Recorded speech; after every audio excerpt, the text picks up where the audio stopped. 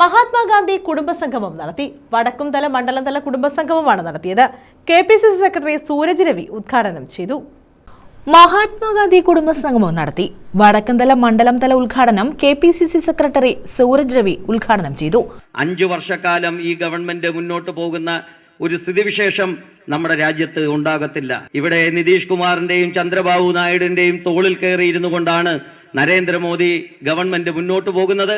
എപ്പോഴാണ് അവരത് കുലുക്കി താഴെ ഇടുന്നത് എന്നുള്ള കാര്യത്തിൽ, സമയത്തിന്റെ കാര്യത്തിൽ മാത്രമേ നമുക്ക് സംശയമുള്ളൂ. അതുകൊണ്ട് തീർച്ചയായിട്ടും അതിശക്തമായി കോൺഗ്രസിന്റെ വേരുകളുള്ളത് ഗ്രാമാന്തരങ്ങളിൽ, വാർഡുകളിൽ, ബൂത്തുകളിലാണ് എന്ന് നമുക്കറിയാം. അതുകൊണ്ട് തന്നെയാണ് പാർട്ടിയുടെ പ്രവർത്തനങ്ങൾ താഴെത്തട്ടിൽ ശക്തിപ്പെടുത്തി മുന്നോട്ട് പോകുവാൻ ഇത്തരത്തിലുള്ള കർമ്മ പദ്ധതികളുമായി, പരിപാടികളുമായി നമ്മൾ മുന്നോട്ട് പോകുമ്പോൾ നമ്മുടെ ഈ പ്രദേശത്തെ തദ്ദേശ സ്വയംഭരണ സ്ഥാപനങ്ങളിലേക്കുള്ള തെരഞ്ഞെടുപ്പ് 6-7 മാസങ്ങൾക്കപ്പുറം നടക്കാൻ പോകുന്നു. ഉജ്ജ്വലമായ ഒരു തിരിച്ചുവരവിന് ഈ സംസ്ഥാനത്ത് ഐക്യജനാധിപത്യ മുന്നണിക്ക് നേതൃത്വം കൊടുക്കുന്ന ഇന്ത്യൻ നാഷണൽ കോൺഗ്രസ് എല്ലാവിധ തയ്യാറെടുപ്പുകളും നടത്തി മുന്നോട്ട് പോകുമ്പോൾ മണ്ഡലം പ്രസിഡന്റ് നിഷ സുനീഷ് അധ്യക്ഷത വഹിച്ചു. DCC general secretary Santhosh Thuppassery, Yusuf Kunju, Ponmana Nishant, ഷാഖർത്തേടം, Puthukkulam Shameer, Jose Vimalraj, Shamlal Aushad, പ്രഭാനിൽ, Beena Shah Jahan, Zainuddin, Sajeeb, Nisar, Saritha Ajith, Suja Shibu, Shalini, സന്ധ്യ, മാഹിൻ തുടങ്ങിയവർ പങ്കെടുത്തു.